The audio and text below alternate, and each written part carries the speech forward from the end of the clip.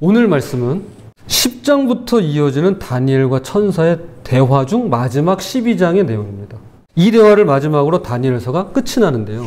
먼저 제가 잘 모르기 때문에 말씀드리지 못하는 것, 그리고 해석이 분분하기 때문에 말씀드릴 수 없는 것부터 이야기를 드리도록 하겠습니다. 다니엘서는 모두 12장으로 되어 있는데요. 이것을 크게 둘로 나눠 1장에서 6장까지는 포로로 끌려간 다니엘과 그의 세 친구들이 이방 나라에서 그리고 암투와 모략으로 가득한 궁궐에서 어떻게 그들의 믿음을 지키며 살아가는가에 관한 이야기입니다. 그래서 잘 아시는 사자굴 뭐 이런 이야기들, 그 다음에 너무 큰 신상 앞에서 절하지 않는 거, 뭐 그런 아주 흥미진진한 이야기들이 1장에서 6장까지 등장합니다. 이어서 7장에서 12장 끝까지는 다니엘이 경험하는 4가지 묵시 그리고 환상이 등장합니다. 다니엘서가 처음에는 재밌습니다. 재미나요. 그런데 이 7장 이후부터는 이게 무슨 말인지 어렵기도 어렵지만 자칫 잘못하다간 언제 종말이 닥칠 것이라고 하는 이단이나 사이비에 빠지기 딱 좋습니다. 그런데 오늘 우리가 읽은 본문이 12장의 맨 마지막 부분입니다. 다니엘이 본 환상에 관한 내용이에요. 참 조심스럽죠. 먼저 본문에서 다니엘이 두 사람을 봅니다. 강 이쪽 언덕에 서 있는 사람과 강 저쪽 언덕에 서 있는 사람입니다. 그런데 이 강물 위쪽으로 또 한 사람이 있고요. 이 사람을 향해 강에 있던 사람 중 하나가 묻습니다.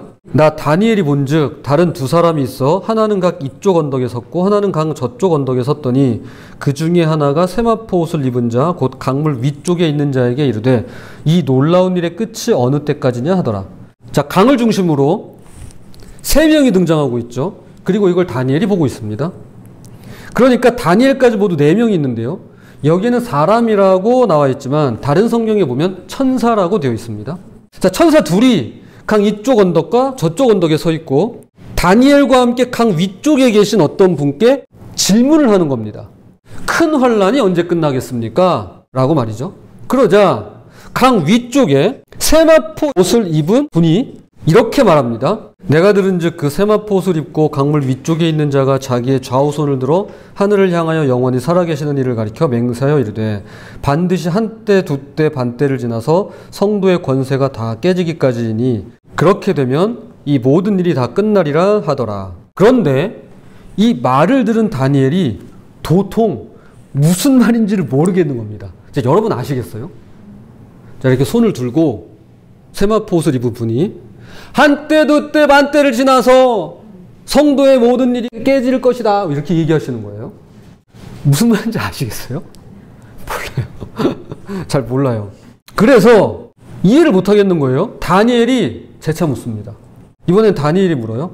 내가 듣고도 깨닫지 못한지라 내가 이르되 내 주여 이 모든 일의 결국이 어떠하겠나이까 하니. 여기 대단히 중요한 내용이 하나 나오는데요. 이 본문하고는 별로 관계없지만 이 얘기는 꼭 짚고 넘어갔으면 좋겠습니다. 여러분, 듣고도 깨닫지 못했다면 물어보셔야 됩니다. 여러분, 듣고 깨닫지 못했어요? 그냥 넘어가지 마세요. 그렇다고 설교 시간에 질문하라는 건 아니고 끝나고 물어보세요. 또한 학교에서 듣고 깨닫지 못했어요? 그러면 손 들고 질문하세요. 그게 학교가 아니라 어디여도 좋습니다. 반드시 들었는데 모르겠다? 한국말인데 한국말 같지 않다? 그러면 손 들고 질문하세요. 대단히 중요한 것입니다. 다니엘이 지금 어떻게 합니까? 듣고 깨닫지 못해서요. 질문해요. 자, 한때, 두때, 반때가 무슨 말인지 알아들 수가 없다는 거예요. 그래서 물어요. 저 질문 있는데요. 그게 도대체 무슨 말씀인가요? 언제 어떻게 끝난다는 말씀이신가요? 라고 묻습니다. 그러니까 아까 그 천사 중에 한 천사가 물어봤던 질문하고 똑같아요. 도대체 그게 무슨 뜻인가요? 다시 설명해 주세요라고 묻습니다. 사실요, 이 부분은 아까 말씀드렸다시피 저도 설명할 길이 없습니다. 저도 이게 뭔지 모르겠어요. 물론 이걸 해설하는 책도 있고 설교 시간에 무슨 뜻인지 설명해 주시는 목사님도 계시고 신학교 다닐 때 수업 시간에도 들어봤지만 결론은 뭐가 정확한지는 아무도 모른다입니다. 모르겠어요. 아는 척하고 싶지도 않아요. 그는 다니엘의 물음에 대답하는 대신에 계속해서 본인의 이야기를 이어갑니다. 매일 드리는 제사를 폐하며 멸망하게 할 가증한 것을 세울 때부터 1290일을 지낼 것이요 기다려서 1335일까지 이르는 그 사람은 복이 있으리라. 날마다 드리는 제사가 없어지고 1290일이 지나간대요. 그리고 1335일을 참고 기다리는 사람에게는 복이 있다고 말합니다. 이게 도대체 무슨 말인지요? 1290일은 뭐고 1335일은 뭔지. 그럼 이제 요거 이렇게 맞추기 좋아하시는 분들은 요거 이제 숫자를 맞추는 거죠, 이렇게. 자, 이런 거 잘 풀어서 해설해 주는 곳이 어디죠? 2단이에요, 2단. 이런 거 가지고 종말 날짜 계산하고 그 숫자로 천국 갈 인원 정해놓기도 하잖아요. 죄송하지만 저는 이 말씀이 무슨 뜻인지 잘 모르겠습니다. 저에게 물어보셔도 제가 해드릴 수 있는 말이 없습니다. 이것이 처음에 말씀드린 제가 알 수도 없고 말할 수도 없는 부분의 내용입니다. 그러나 그렇다고 해서 무조건적으로 무시할 수만은 없는 것이죠. 왜냐하면 성경에 기록되어 있으니까요. 이것도 나름대로 어떤 의미를 갖고 있는 것일 테니까요. 그렇다면 오늘 성경에서 우리가 나눌 수 있는 말씀은 무엇일까요? 분명히 오늘 성경은 다니엘에게 주어지지 않은 말씀도 있지만 반대로 다니엘에게 주어진 말씀도 있습니다. 한때, 두때, 반때와 1290일, 1335일은 다니엘에게 주어지지 않은, 그래서 그게 무엇인지 다니엘조차도 알 수가 없는 말씀이었습니다. 재차 물어도 대답을 안 해주셨으니까요. 그런데 그에게 허락된 말씀이 있는데요. 이것은 다니엘이 반드시 들어야만 하는 말씀이자 동시에 오늘 저와 여러분에게도 주시는 말씀인 것입니다. 그가 이르되 다니엘아 갈지어다. 이 말은 마지막 때까지 간수하고 봉함할 것임이니라. 여기서 그란 세마포 옷을 입고 강물 위쪽에 서 있던 분입니다. 그는 다니엘 10장에서 다니엘이 환상을 경험하는 첫 순간부터 계속 함께 있었던 자인데요. 성경은 그의 모습을 다음과 같이 묘사합니다. 그때 내가 눈을 들어 바라본 즉 한 사람이 세마포 옷을 입었고 허리에는 우바스 순금 띠를 띠었더라. 또 그의 몸은 황옥 같고 그의 얼굴은 번갯빛 같고 그의 눈은 횃불 같고 그의 팔과 발은 빛난 놋과 같고 그의 말소리는 무리의 소리와 같더라. 그런데 이 말씀이 요한계시록에도 똑같이 등장합니다. 촛대 사이에 인자 같은 이가 발에 끌리는 옷을 입고 가슴에 금띠를 띠고 그의 머리와 털의 희기가 흰 양털 같고 눈 같으며 그의 눈은 불꽃 같고 그의 발은 풀무불에 단련한 빛난 주석 같고 그의 음성은 많은 물소리와 같으며 그의 오른손에 7별이 있고 그의 입에서 좌우에 날성검이 나오고 그 얼굴은 해가 힘있게 비치는 것 같더라. 자, 다니엘서의 말씀 그리고 요한계시록의 말씀이 굉장히 유사하죠. 사실요 똑같아요. 똑같은 말씀입니다. 입은 옷이며 금띠에 눈이 불꽃 같고 발은 빛난 놋이나 주석 같고 얼굴은 번갯빛이나 해와 같고 목소리는 무리들의 소리 또는 많은 물소리와 같다라고 묘사합니다. 정말로 똑같아요. 자, 그렇다면 이분은 누구일까요? 예, 가장 먼저 떠오르는 분은 바로 예수 그리스도이십니다. 예, 가장 먼저 떠오르는 분이 바로 예수님이세요. 다니엘서에는 이분이 예수 그리스도라고 명시하고 있진 않지만 어느 뭐로 보나 예수 그리스도가 분명해 보입니다. 대부분의 학자들 역시 그렇게 말합니다. 지금 다니엘은 환상 가운데 그리스도를 만나서 그분과 함께 이곳저곳을 다니며 묵시를 보고 듣고 있는 것입니다. 그것이 앞서 살펴본 한때, 두때, 반때와 1290일, 1335일에 대한 내용입니다. 그런데 예수 그리스도께서 묵시 자체에 관해서는 설명을 안 해주시더니 그게 무슨 뜻이냐고 다니엘이 묻자 돌아오는 대답은 다음과 같았습니다. 그가 이르되 다니엘아 갈지어다. 이 말은 마지막 때까지 간수하고 봉함할 것임이니라. 바로 여기에 허락된 말씀과 그렇지 않은 말씀이 있는데요.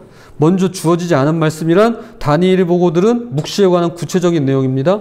다니엘 10장에서 12장까지 그리스도의 인도하심을 따라 듣기도 많이 듣고 보기도 많이 보았지만 그것이 무엇을 의미하는지 그리고 그것이 언제 시작해서 언제 끝날지 자세한 내용은 알 수가 없다라는 것입니다. 이 말은 마지막 때까지 간수하고 봉함할 것임이니라가 전부입니다. 이게 다예요. 아쉽지만 그래서 매우 안타깝지만 다니엘의 묵시는 그가 보고 들은 것으로 끝났어요. 우리는 몰라요. 무슨 의미인지 무슨 뜻인지 그 내용은 다니엘만 알고 혹은 아는 것도 있겠지만 모르고 우리는 알 길이 없습니다. 하지만 다니엘에게 주어진 말씀이 있는데요. 그리고 오늘 똑같이 우리에게도 주어진 말씀이 있는데요. 그리스도께서 다니엘에게 하신 말씀이죠. 제가 이걸 현대어 성경으로 다시 읽어드릴게요. 한번 들어보세요. 그가 대답하였다. 다니엘아, 어서 각이나 하거라.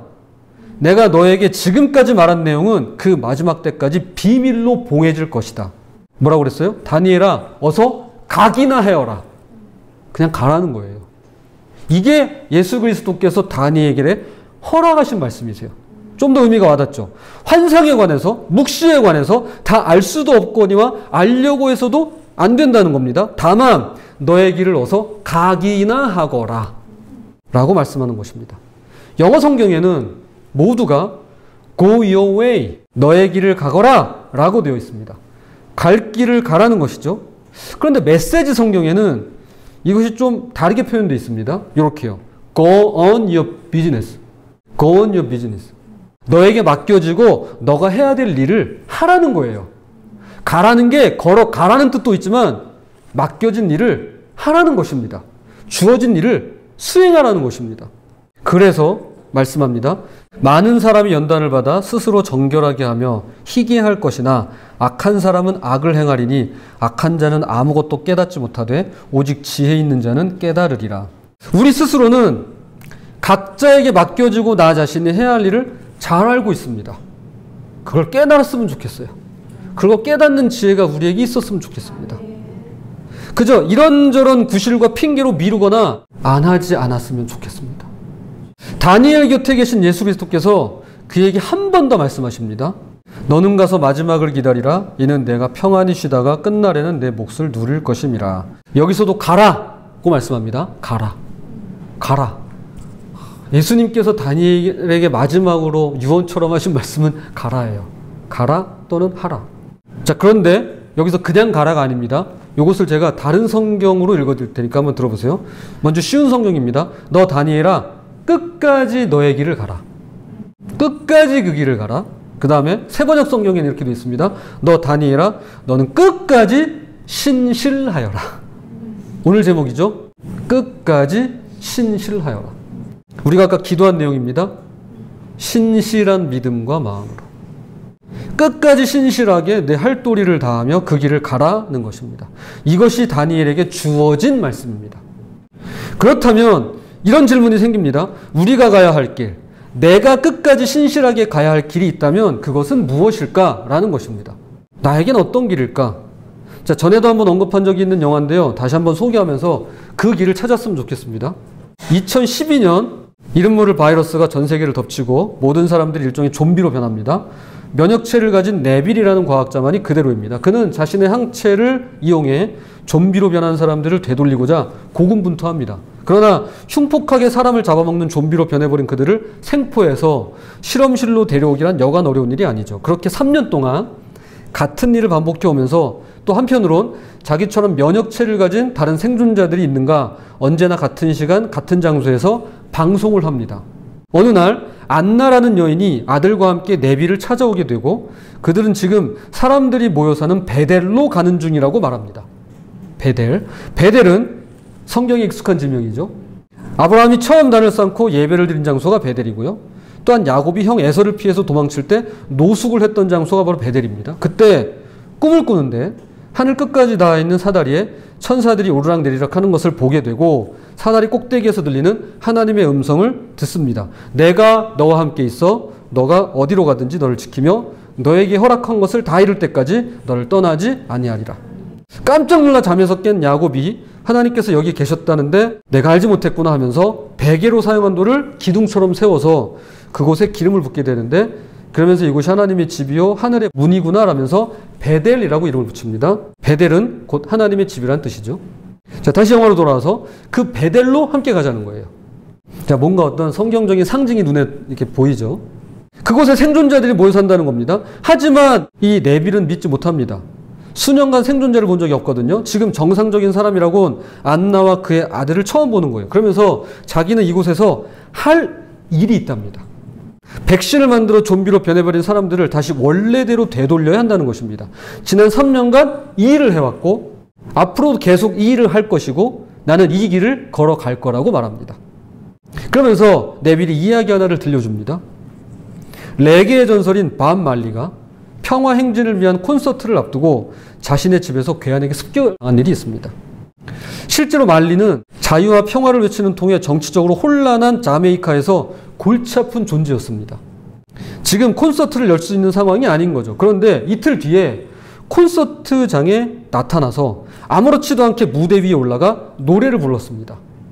공연이 다 끝나고 누군가 밥 말리에게 왜 쉬지 않았냐고, 왜 다치고도 왜 무대에 올라갔냐고, 이렇게까지 위험을 무릅쓰고 노래를 부르는 이유가 도대체 뭐냐고 물어봤습니다. 그때 그가 이렇게 대답했다고 전해집니다. 바로 이 말인데요. 세상의 악은 잠시도 쉬지 않는데 내가 어떻게 쉴 수 있겠습니까? 세상의 악은 잠시도 쉬지 않는데 내가 어떻게 쉴 수 있겠습니까? 저는 이것이 주님이 하신 일이고 오늘 본문을 통해서 다니엘에게 맡기셨던 일이며 동시에 오늘 이 시대를 살아가는 그분의 자녀들에게 맡기신 일이라고 믿습니다. 세상의 악은 잠시도 쉬지 않는데 너 어떻게 쉴 수가 있니? 우리가 어떻게 쉴 수 있겠습니까? 이것이 우리 각자가 끝까지 걸어야 할 그분의 길인 것입니다. 자, 이제 말씀의 결론을 맺겠습니다. 저는 같은 맥락에서 이 말씀을 디도서와 연결짓고 싶은데요. 그가 우리를 대신하여 자신을 주심은 모든 불법에서 우리를 속량하시고 우리를 깨끗하게 하사 선한 일을 열심히 하는 자기 백성이 되게 하려 하심이라. 저는 디도서의 중심이 바로 이 말씀이라고 보는데요. 예수 그리스도께서 이 땅에 오신 목적이 나타나 있습니다. 선한 일을 열심히 하는 자기 백성이 되게 하시기 위함이라는 것입니다. 이것이 십자가 사건의 존재 이유이자 십자가 사건을 통한 구원의 목적입니다. 저와 여러분이 나가야 될 어떤 방향이 있다면, 길이 있다면, 목표와 목적이 있다면 이겁니다. 선한 일을 열심히 하는 그분의 백성이 되는 것입니다. 그런데 이 말씀에는 주님이 하시는 일과 우리가 하는 일이 명확히 구분되어 있습니다. 불법, 즉 죄에서 우리를 구원하시고 우리를 깨끗하게 하시는 것은 주님의 일입니다. 주님은 우리를 죄에서 용서하세요. 구원하십니다. 그리고 우리를 깨끗하게 하십니다. 이건 주님이 하세요. 우리가 아무리 깨끗해지려고 해도 우리는 깨끗해질 수 없습니다. 주님이 깨끗하게 하시는 겁니다. 우리가 아무리 구원을 얻고자 해도 주님이 구원하시는 겁니다. 주님이 하시는 거예요. 자, 그런데 내가 해야 될 게 있어요. 그게 뭡니까? 선한 일을 열심히 하는 백성이 되고자 하는 것입니다. 이건 내가 해야 되는 거예요. 선한 일을 열심히 하는 백성이 되는 것, 이것은 바로 우리의 몫이라는 것입니다. 주님은 우리를 죄에서 구원하시고 우리를 깨끗하게 하셨습니다. 그리고 지금도 저와 여러분뿐 아니라 이 땅에 사는 그분의 모든 자녀들을 위해서 일을 쉬지 않으시며 끝까지 이 길을 가고 계십니다. 우리가 못 볼 뿐이에요. 우리가 눈치채지 못할 뿐이에요. 우리가 알아먹지 못할 뿐입니다. 그렇다면 저와 여러분 역시 끝까지 성실하게 가야만 하는 길이 있는데 그것은 바로 선한 일을 열심히 하며 선한 일을 열심히 하는 것입니다. 선한 일은 열심히 하지 않으면 악해질 수밖에 없어요. 그분의 백성으로 살아가기를 포기하지 않고 마지막까지 성실하게 하루하루를 충실하게 걸어가는 것입니다. 오늘 하루가 무너졌어요? 괜찮아요. 내일 있잖아요. 내일 다시 잠자고 일어나서 성실하게 살고자 하는 것, 이게 우리에게 필요한 내가 해야 될 몫이라는 것입니다. 내가 오늘 죄졌어요? 괜찮아요. 용서는 깨끗하게 하시는 건, 구원은 주님이 하셔요. 주님이 하실 거예요. 그걸 우리가 믿잖아요. 그거는 그분께 맡겨드리면 돼요. 우리는 그래, 다시 일어서자, 다시 시작하자 하고 오늘 내가 걸어야 할 길을 성실하게 신실하게 걸어가는 것입니다. 이것이 저와 여러분이 끝까지 신실하게 내딛어야 하는 오늘인 것입니다. 세상의 악이 잠시도 쉬지 않을 때 주님 또한 우리를 구원하시고 거룩하게 하시기 위해서 일하고 계십니다. 부디 우리 각자에게 맡겨진 선한 일에 열심을 내시기를 바랍니다. 그렇게 그분의 자녀로 살아가며 그 길을 끝까지 걸어가시는 저와 여러분이 되시기를 주님 이름으로 부탁을 드립니다.